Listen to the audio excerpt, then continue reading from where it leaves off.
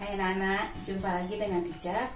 Pada pembelajaran kita kali ini, kita akan membahas tentang pedoman, prosedur, dan aturan kerja. Materi kita kali ini masih berhubungan dengan materi kita sebelumnya atau materi kita minggu lalu, yaitu tentang etika profesi akuntansi. Membahas mengenai profesi atau pekerjaan, tentu saja sebuah pekerjaan, apapun bentuknya, itu sangat membutuhkan yang namanya petunjuk. Kalau tidak ada petunjuk, maka kita tidak bisa melakukan pekerjaannya dengan baik dan benar. Sehingga tujuan dari pekerjaan kita tidak akan tercapai. Yang pertama yang akan kita bahas adalah pedoman kerja. Pedoman kerja adalah acuan tertulis yang dipergunakan untuk mendorong dan menggerakkan suatu kelompok untuk mencapai tujuan. Apa sih tujuan dibentuknya pedoman kerja? Mari kita lihat. Yang pertama, tujuan dibentuknya pedoman kerja adalah untuk memperjelas peran dan fungsi tiap posisi dalam organisasi. Misalnya, manajer keuangan. Nah, di perusahaan, manajer keuangan fungsinya apa? Perannya apa? Itu bisa dilihat dari pedoman kerja.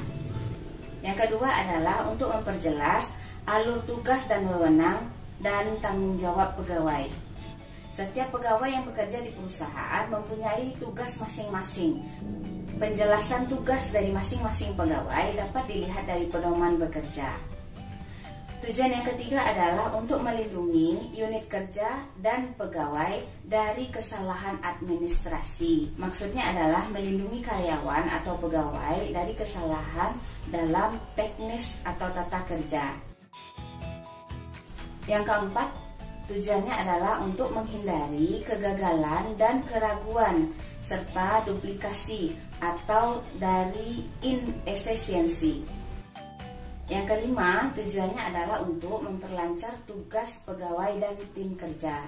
Jadi masing-masing pegawai itu bekerja dalam satu kelompok atau satu tim. Nah, untuk mempermudah proses bekerjanya, tentu ada pedoman yang harus mereka ikuti supaya pekerjaan mereka lebih terarah. Yang keenam, tujuan dari dibentuknya pedoman kerja adalah sebagai dasar hukum jika terjadi penyimpangan. Seandainya terjadi kesalahan yang dilakukan oleh suatu unit dalam perusahaan atau oleh pegawai tertentu, maka sanksi hukum atau punishment yang bisa diberikan dapat dilihat dari pedoman kerja. Yang ketujuh, mengarahkan pegawai untuk lebih disiplin dalam bekerja. Dan yang terakhir, tujuan dibentuknya pedoman kerja adalah sebagai pedoman dalam melaksanakan pekerjaan yang rutin atau sudah biasa dilakukan. Selain dari pedoman kerja, yang perlu dipahami oleh seorang pegawai dalam melaksanakan tugasnya atau profesinya adalah prosedur kerja. Apa sih prosedur kerja? Prosedur kerja adalah rangkaian tata kerja yang berkaitan satu sama lain sehingga menunjukkan adanya urutan tahap demi tahap dalam menyelesaikan tugas.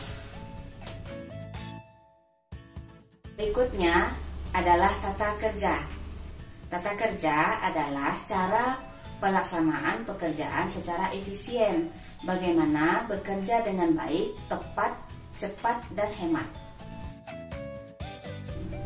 Berikutnya yang akan kita bahas adalah sistem kerja. Sistem kerja adalah rangkaian tata kerja dan prosedur kerja yang membentuk pola tertentu dalam melaksanakan pekerjaan. Yang terakhir yang akan kita bahas adalah aturan kerja. Ini adalah poin yang cukup penting dalam sebuah profesi. Kalau seandainya aturan kerja tidak ditetapkan oleh perusahaan, maka karyawan tidak akan bekerja dengan baik karena tidak ada aturan-aturan baku yang menuntun mereka.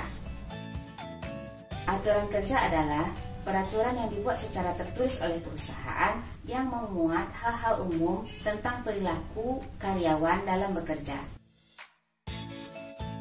Demikianlah materi kita hari ini tentang pedoman, prosedur, dan aturan kerja. Semoga anak-anak Teacher dapat memahami materi hari ini. Sekian dulu dari Teacher, sampai jumpa pada video pembelajaran berikutnya. Bye-bye.